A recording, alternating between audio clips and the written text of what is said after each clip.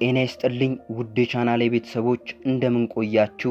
በዛሬው ቪዲዮዬ ሳልን ለማስቆም እንዲሁም ለማዳን የሚረዱ መድኃኒቶችን ይዤላችሁ ቀርቤያለሁ።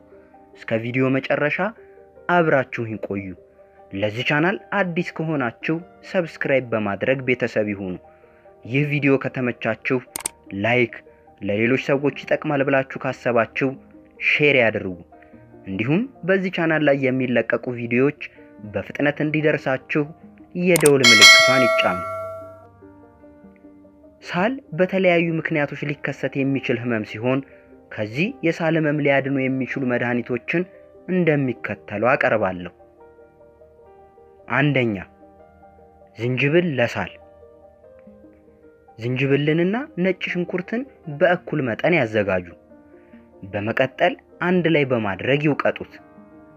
ከዛም በውሃ ይበጥብጡትና በቀን 3 ጊዜ አንድ የሾርባ ማንኪያን ይጠጡ። ይህ ሳልን ለመግታትና አክታን ለማስወገድ ይረዳዎታል። ሌላው ትኩስ ወይም ፍሬሽ ዝንጅብልን ይውቀጡትና እኩል መጠን ካለው ንጹህ ማር ጋር ይደባልቁት። ከዛም በቀን 3 ጊዜ አንድ የሻይ ማንኪያን ይውሰዱ። ይህ ሳልን ለማስታገስ ይጠቅሞታል።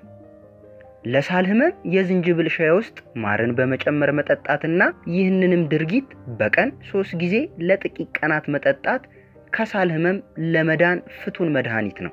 100 ግራም የዝንጅብል ዱቄትንና 100 ግራም የቁንዶ በርበሬ ዱቄትን ያደባልቁ። ከዚያም በጥቂት ማር ይለውሱት። ቀጥሎም ድብልቁን 10 ቦታ ከፍለው እንደ ኪኒን ያድቦልቡሉት።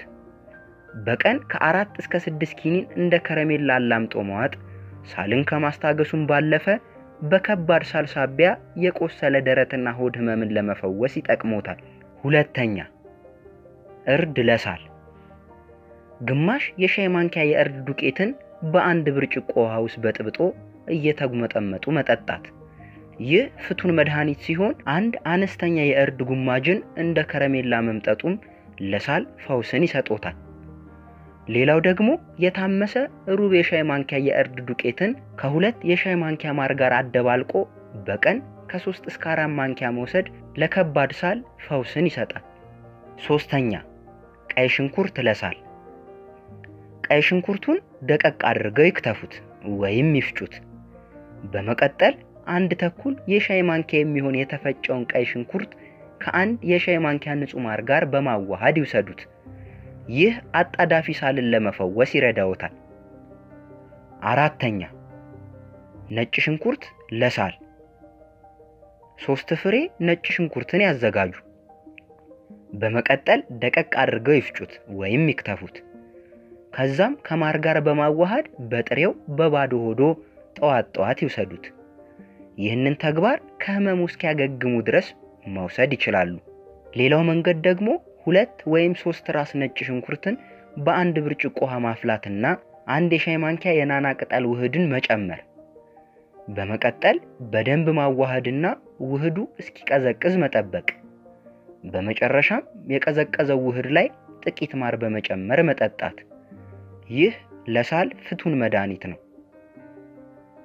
አምስተኛ፣ ሎሚ ለሳል። 2 የሾርባ ማንኪያ የሎሚ ጭማቂን በአንድ የሾርባ ማንኪያ ማር ላይ ቀላቅሎ በደንብ ማዋሃድ። ይህን ውህድ በነገርኳችሁ ልኬት መሰረት በደንብ አድርገው በማዘጋጀት በቀን ከ3 ጊዜ በላይ መጠጣት። ወይም 1 ተለቅ ያለ ሎሚን መጭመቅና ከ1 ማንኪያ ትንሽ ከፍ ያለ ማር በማድረግ መቀላቀል። እንዲሁም ትንሽ ቀላ ያለ ቃሪያን አልሞ መፍጨትና ከማሩና ከሎሚው ጋር በመቀላቀል ማዋሃድ። ከዛም በቀን 1 ጊዜ መጠጣት ለሳል ህመም ፍቱን መፍትሄ ነው። ስድስተኛ፣ ለውዝ ለሳል። የተፈጨ ለውዝን ከለጋ ቅቤ ጋር በማዋሃድ በጥሬው በቀን 3 ወይም 4 ጊዜ መውሰድ ሳልን ለማዳን ይረዳዎታል። ሰባተኛ፣ ወተትና ማር ለሳል። ንጹህ ወተትን ማዘጋጀትና በደንብ ማፍላት። በመቀጠልም ከማውጣቱ ቀደም ብለው የተወሰነ ንጹህ ማር መጨመርና በደንብ እንዲዋሃድ ማድረግ። ከዛም ከመኝታ ሰዓቱ በፊት ይጠጡት። ሌላው ደግሞ ጠዋት ከእንቅልፎ ሲነሱ በባዶ ሆዶ 1 የሻይ ማንኪያ ወለላ ማርን ቢወስዱ ሳሎን ለማስታገስ ይረዳዎታል። 8ኛ የካሮት ጭማቂ ለሳል 4 ወይም 5 ፍሬ ካሮቶችን በደንብ መፍጨትና መጭመቅ። በመቀጠልም ይህን የካሮት ጭማቂ መጠኑ ባለበዛ አነስተኛ ውሃ ማዋሃድና 1 የሻይ ማንኪያ ማር መጨመር። ከዛም በቀን እስከ 4 ጊዜ ያህል መጠጣት። ይህንን ተግባር ከህመሙ እስኪድኑ ድረስ ደጋግሞ ይተግብሩት።